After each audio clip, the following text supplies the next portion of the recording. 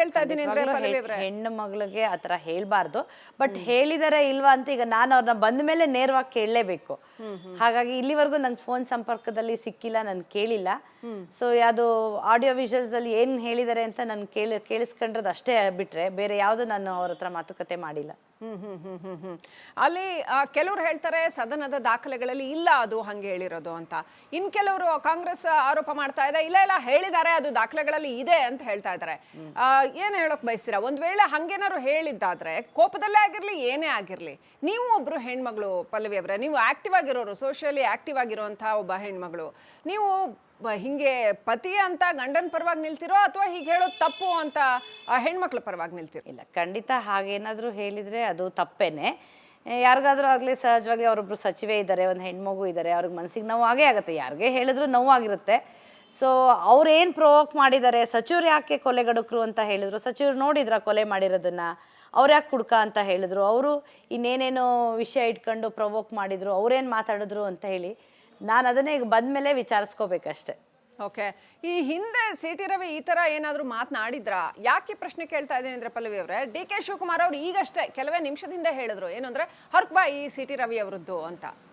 ಹಿಂದೆ ಯಾವತ್ತೂ ಏನು ಮಾತಾಡಿಲ್ಲ, ಅವ್ರು ನೇರ ಮಾತಾಡ್ತಾರಲ್ಲ ಅದನ್ನ ಅವರಿಗೆ ಡೈಜೆಸ್ಟ್ ಮಾಡ್ಕೊಳಕ್ಕಾಗಲ್ಲ ಅಷ್ಟೇ.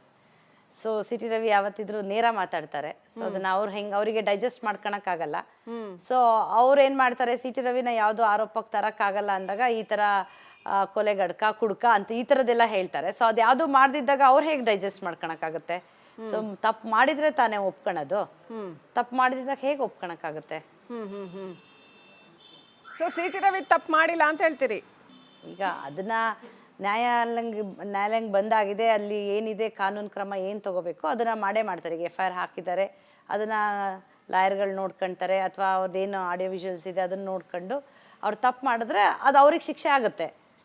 ಓಕೆ, ಸೊ ಅಂದ್ರೆ ನಿನ್ನೆ ನಡೆದಿದ್ದು ಏನು ಹಂಗಿದ್ರೆ, ಅಂದ್ರೆ ಸಿ ಟಿ ರವಿ ಅವ್ರನ್ನ ಕೊಂದಾಕ್ಬಿಡ್ಬೇಕು ಅಂತ ಪ್ರಯತ್ನ ನಡೀತಾ, ಅಥವಾ ಅವ್ರನ್ನ ಹಲ್ಲೆ ಮಾಡಬೇಕು ಅಂತ ಪ್ರಯತ್ನ ನಡೀತಾ, ಅಥವಾ ಯಾಕೆ ಹಂಗೆ ಮಾಡಿದ್ರು? ಇದರಿಂದ ಲಕ್ಷ್ಮೀ ಹೆಬ್ಬಾಳ್ಕರ್ ಅವರ ನೇರ ಕುಮ್ಮಕ್ಕಿದೆ ಅಂತ ಮಾಧ್ಯಮದ ಎದುರು ಸಿ ಟಿ ರವಿ ಹೇಳಿದ್ರು. ನೀವೇನು ಹೇಳಕ್ ಬಯಸ್ತೀರಿ? ಮತ್ತೆ ಡಿ ಕೆ ಶಿವಕುಮಾರ್ ಇದ್ದಾರೆ ಅನ್ನುವಂಥದ್ದು ಒಂದು ಆರೋಪಗಳು ಕೇಳ್ಬಂದ್ವು, ಕಾಂಗ್ರೆಸ್ ಇದೆ ಅನ್ನುವಂಥ ಆರೋಪಗಳು ಕೇಳ್ಬಂದ್ವು.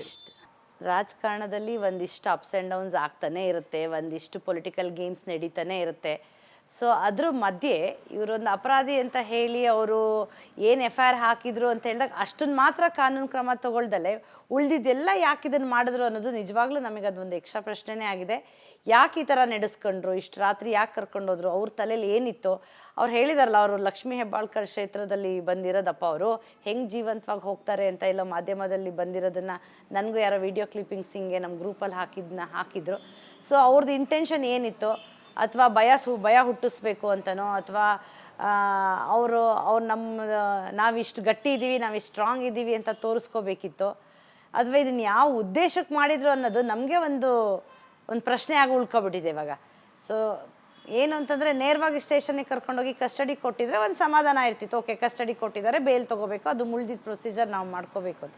ಅದನ್ನೆಲ್ಲ ಬಿಟ್ಟು ಇಷ್ಟೆಲ್ಲ ರಾತ್ರಿ ಸುತ್ತಿಸಿ ಎಲ್ಲಿದ್ದಾರೆ ಅಂತ ಒಬ್ರಿಗೊಬ್ರಿಗೆ ಲಿಂಕ್ ಇಲ್ದಲೆ, ಯಾರ ಗಮನಕ್ಕೂ ತರದಲೆ, ಏನು ಹೇಳ್ದಲೆ, ಹೈವೇಗಳನ್ನೆಲ್ಲ ಬಿಟ್ಟು ಹಳ್ಳಿ ರೋಡಲ್ಲಿ ಕರ್ಕೊಂಡು ಹೋಗೋದು. ನಾವು ಮ್ಯಾಪಲ್ಲಿ ನೋಡ್ತಾ ಇದ್ವಿ, ಅದು ಬೆಂಗಳೂರು ಕಡೆ ಕಾರ್ ಹೋಗ್ತಾನೆ ಇಲ್ಲ, ಎಲ್ಲ ಮಹಾರಾಷ್ಟ್ರ ಹಿಂದಿ ಇಲ್ಲಿ ಬರ್ದಿರೋ ಎಲ್ಲ ವರ್ಡ್ಸ್ಗಳು ನಾವು ಮ್ಯಾಪಲ್ಲಿ ನೋಡಿದಾಗ ಅದೇ ತೋರಿಸ್ತಾ ಇತ್ತು. ಸೊ ಖಂಡಿತವಾಗ್ಲೂ ನಮ್ಗೆ ಆತಂಕ ಆಯಿತು. ಇದನ್ನು ಯಾರು ಮಾಡಿಸಿದ್ರು, ಯಾರು ಹಿಂದೆ ಇದ್ದಾರೆ ಅಂತ ಹಿಂಗೆ ಹೇಳಬೇಕು ಅಂತಲೇ ಗೊತ್ತಾಗ್ತಿಲ್ಲ. ಬಟ್ ಯಾರಿಗೋ ಒಂದು ಪವರು ಅಥವಾ ಯಾರೋ ಒಂದು ಶಕ್ತಿ ಕೆಲಸ ಮಾಡೋದಕ್ಕೆ ಇಷ್ಟೆಲ್ಲ ಮಾಡೋಕ್ಕಾಗುತ್ತೆ. ಇಲ್ಲ ಅಂದರೆ ಒಬ್ಬ ಜನಪ್ರತಿನಿಧಿನ ಇಷ್ಟು ಕೆಟ್ಟದಾಗಿ ನಡೆಸ್ಕೊಳಕ್ಕೆ ಸಾಧ್ಯನೇ ಇಲ್ಲ. ಪೊಲೀಸ್ ಅವ್ರಿಗೆ ಯಾರು ಏನು ಹೇಳ್ಕೊಟ್ರು, ಅಥವಾ ಪೊಲೀಸ್ ಅವ್ರ ಕಂಟ್ರೋಲಲ್ಲಿ ಇದ್ರಾ, ಅಥವಾ ಪೊಲೀಸವರೇ ಇಷ್ಟು ವೀಕ್ ಅಲ್ಲಿ ಬೆಳಗಾಮಲ್ಲಿ ಒಂದು ಇಷ್ಟು ಸಣ್ಣ ವಿಷಯನ ಹ್ಯಾಂಡ್ಲ್ ಮಾಡೋಕ್ಕಾಗಿಲ್ಲಲ್ಲ ಅವ್ರಿಗೆ ಅಂತ. ಸೊ ಇವೆಲ್ಲ ಪ್ರಶ್ನೆಗಳು ನಮಗೆ ಕಾಡೋಕ್ಕೆ ಶುರುವಾಗಿದೆ. ಪಲ್ಲವಿ ಅವರೇ, ನಿನ್ನೆ ಅವ್ರಿಗೆ ತಲೆಗೆ ಏಟಾಯಿತು, ರಕ್ತ ಸುರಿತಾ ಇತ್ತು, ಮತ್ತು ಆ ರಾತ್ರಿ ಅಷ್ಟೊಂದು ಚಳಿಯಲ್ಲಿ ಅವರು ಒಬ್ಬರನ್ನೇ ಆ ಥರ ಕರ್ಕೊಂಡು ಹೋಗಿದ್ವಿ. ಏನಾದರೂ ಹೆಚ್ಚು ಕಡಿಮೆ ಆಗಿದ್ರೆ ಏನು ಗತಿ ಅಂತ ನಿಮ್ಗೆ ಆ ಪ್ರಶ್ನೆ ಬರಲಿಲ್ವಾ? ಖಂಡಿತ ಅದೇ ಬರುತ್ತಾನೆ. ಫಸ್ಟ್ ಈಗ ನಾನು ಮುಂಚೆನೂ ಅದನ್ನೇ ಹೇಳಿದೆ, ಅದು ಜನಪ್ರತಿನಿಧಿ ಆಗಲಿ, ಸಾಮಾನ್ಯ ಪ್ರಜೆ ಆಗಲಿ, ಯಾರೇ ಹೊರಗಡೆ ಹೋಗಿದ್ರು ಮನೆಗೆ ಸುರಕ್ಷಿತವಾಗಿ ಬರಲಿ ಅನ್ನೋದನ್ನೇ ಫಸ್ಟ್ ನಾವು ಮನಸ್ಸಲ್ಲಿ ಅಂದ್ಕೊಳ್ಳೋದು, ಒಂದು ಎಕ್ಸ್ಪೆಕ್ಟೇಷನ್ ಅದೇ ಇರೋದು. ಸೊ ಈ ಥರ ಎಲ್ಲ ಆತಂಕ ಆದಾಗ ಯಾಕೆ ಹಿಂಗೆಲ್ಲ ಮಾಡಿದ್ರು, ಹೊರಗಡೆ ಕರ್ಕೊಂಡು ಹೋದ್ರು, ಅದೇ ತಾನೇ ನಮಗೆ ಭಯ ಹುಟ್ಟಿಸಿದೆ ಆ ಲಾಸ್ಟ್ ಮೂಮೆಂಟಲ್ಲಿ. ಅದೇ ತಾನೇ 12 ಗಂಟೆ ಮೇಲೆ ನಮ್ಮ ಕಾರಿಂದ ಡಿಸ್ಕನೆಕ್ಟ್ ಆದರು, ಗನ್ಮ್ಯಾನ್ ಯಾರೂ ಹೋಗಲಿಲ್ಲ, ಡ್ರೈವರ್ಗಳು ಹೋಗಲಿಲ್ಲ, ಅವ್ರ PS ಹೋಗಲಿಲ್ಲ. ಅದೇ ನಮ್ಗೆ ಇಷ್ಟೆಲ್ಲ ಆತಂಕ ಹುಟ್ಟಿಸಿದ್ದು. ಸೊ ಅಲ್ಲಿವರೆಗೂ ಏನೋ ಕಸ್ಟಡಿಲಿ ಇರ್ತಾರೆ, ಓಕೆ ಕೇಸ್ ಆಗಿದೆ, ಅದನ್ನು ಉಳ್ದಿದ್ದು ನೋಡ್ಕೊಳ್ಬೋದು ಅಂತ ನಾವು ಅಂದ್ಕೊಂಡು ಸಮಾಧಾನ ಮಾಡ್ಕೊಂಡ್ರೆ. ಬಟ್ ಇಲ್ಲಿ ಆಗಿದ್ದೇ ಉಲ್ಟಾ ಅಲ್ವಾ? ಇದಕ್ಕೆ ಯಾರು ಹೊಣೆ, ಯಾರನ್ನು ಕೇಳೋದು? ಏನೋ ಹೆಚ್ಚು ಕಡಿಮೆ ಆಗಿದ್ರೆ ಯಾರು ಜವಾಬ್ದಾರರಾಗ್ತಿದ್ರು? ಬಟ್ ಅದೇ ಬೇಜಾರು ಏನು ಅಂತಂದ್ರೆ, ಒಬ್ಬ ಜನಪ್ರತಿನಿಧಿಗೆ ಇಷ್ಟೊಂದು ಸೆಕ್ಯೂರಿಟಿ ಕೊಡೋಕ್ಕಾಗಿಲ್ಲ, ಒಂದು ಕೆಲಸ ಮಾಡೋಕ್ಕಾಗಿಲ್ಲ ಅಂದರೆ ಇನ್ನು ಸಾಮಾನ್ಯದವ್ರು ಹೆಂಗೆ ಹೋಗಿ ದೊಡ್ಡವ್ರ ಹತ್ರ, ಪೊಲೀಸವ್ರ ಹತ್ರ ಏನಂತ ಮಾತಾಡ್ತಾರೆ, ಏನಂತ ನಮ್ಮ ರಕ್ಷಣೆ ಮಾಡಿ ಅಂತ ಕೇಳ್ತಾರೆ? ಏನ್ ಮಾಡ್ತಾ ಇದ್ರಿ ಪಲ್ಲವಿ ಅವ್ರೆ? ರಾತ್ರಿ ಆ ಥರ ಎಲ್ಲ ಆಗ್ತಾ ಇದೆ, ಸಿಟಿ ರವಿ ಅವ್ರು ಡಿಸ್ಕನೆಕ್ಟ್ ಆಗ್ತಿದ್ದಾರೆ, ಆ ವೆಹಿಕಲ್ ಬೇರೆ ಕಡೆ ಎಲ್ಲ ಮೂವ್ ಆಗ್ತಿದೆ ಅಂತ ಗೊತ್ತಾದ ನಿಜಕ್ಕೂ ಬಹಳ ಆತಂಕ ಆಗತ್ತೆ. ಪಾಪ ಅವ್ರು ರಾಜಕಾರಣದಲ್ಲಿದ್ದಾರೆ, ನೀವು ಮನೇಲಿ ಕುಟುಂಬದ ಜವಾಬ್ದಾರಿನ ತಗೊಂಡು ಎಲ್ಲರದ್ದು ಏನೋ ಟೇಕ್ ಕೇರ್ ಮಾಡ್ತೀರಾ. ಸೊ ಏನು ಮಾಡ್ತಾ ಇದ್ರಿ? ಹೇಗೆ ಅನ್ನಿಸ್ತು ರಾತ್ರಿ? ಯಾವ ಥರ ರಿಯಾಕ್ಟ್ ಮಾಡಿದ್ರಿ? BJP ಲೀಡರ್ಸ್ನೆಲ್ಲ ಕಾಂಟ್ಯಾಕ್ಟ್ ಮಾಡಿದ್ರಾ 12 ಗಂಟೆ ಮೇಲೆ? ಏನು ಮಾಡಿದ್ರಿ ನೀವು ಮತ್ತೆ?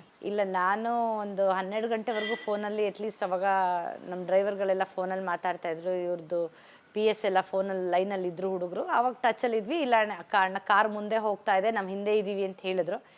2 ಗಂಟೆ ಮೇಲೆ ನನಗೆ ನಿದ್ದೆ ಬಂದಿರಲಿಲ್ಲ. 2 ಗಂಟೆ ಮೇಲೆ ನಾನು ಇವ್ರಿಗೆ ಫೋನ್ ಮಾಡಿದಾಗ ಇವ್ರು ಫೋನ್ ಎತ್ತಲಿಲ್ಲ. ಆಮೇಲೆ ಒಂದು 2:45-3 ಗಂಟೆಲಿ ನನಗೆ ಫೋನ್ ಮಾಡಿದ್ರು ವಾಪಸ್. 2 ಸೆಕೆಂಡ್, ಯಾಕೆ ಇನ್ನೂ ಮಲಗಿಲ್ಲ, ನೀನು ಮಲ್ಕೋ ಅಂತ ಹೇಳಿದ್ರು.